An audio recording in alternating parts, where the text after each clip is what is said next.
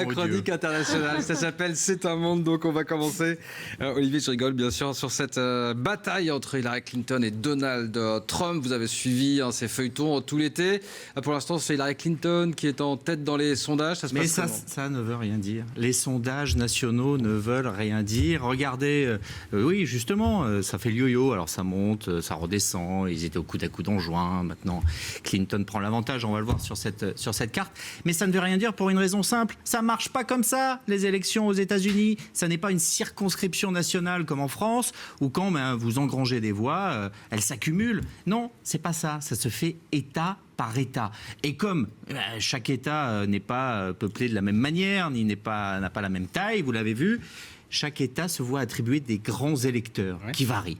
Et donc le but du jeu, c'est d'accumuler le nombre de grands électeurs pour arriver au chiffre de 270. C'est un peu comme le Pac-Man. Vous vous souvenez de Pac-Man ? Vous avancez, vous mangez des petites vitamines et suivant la couleur de la vitamine, vous grossissez plus ou moins vite. C'est la même chose. On joue aux élections présidentielles américaines et vous voyez, quand vous êtes le Pac-Man Hillary Clinton, vous mangez et quand vous arrivez à 270, vous avez gagné. À ce jeu-là, mathématiquement, on peut remporter les élections aux États-Unis avec simplement une quinzaine d'États. Souvenez-vous, en 2000, Al Gore, candidat démocrate, a 550 000 voix d'avance sur Bush, mais c'est pas lui qui a gagné l'élection.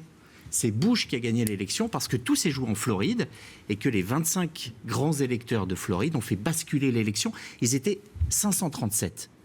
La différence s'est faite à 537 voix près pour savoir si Bush allait être élu ou pas. Vous voyez qu'historiquement, avec le recul, ce que ça a changé. C'est pour ça que ça n'a rien à voir avec une élection française. Quand vous accumulez des voix dans un État qui vous est déjà acquis, quand vous êtes par exemple démocrate et que vous gagnez la Californie, que vous la gagnez à 51 ou à 80% des voix, ça ne change rien. C'est des électeurs qui viennent en plus mais qui ne vous rapportent rien.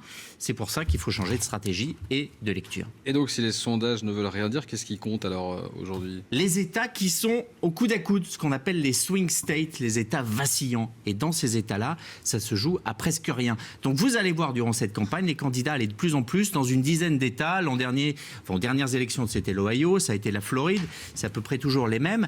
Et vous allez même les voir parfois aller 2 fois dans le même État, tenir une réunion le matin et retourner le soir. C'est pas parce qu'ils ont oublié leur sac, c'est parce que ça se joue à quelques dizaines, quelques centaines de voix, presque les yeux dans les yeux, et qu'il faut aller les convaincre, ces électeurs-là, de vous désigner pour aller à la Maison-Blanche. Ces swing states, c'est eux qu'il faut regarder. Pour l'instant, Clinton a une avance sur ces grands électeurs.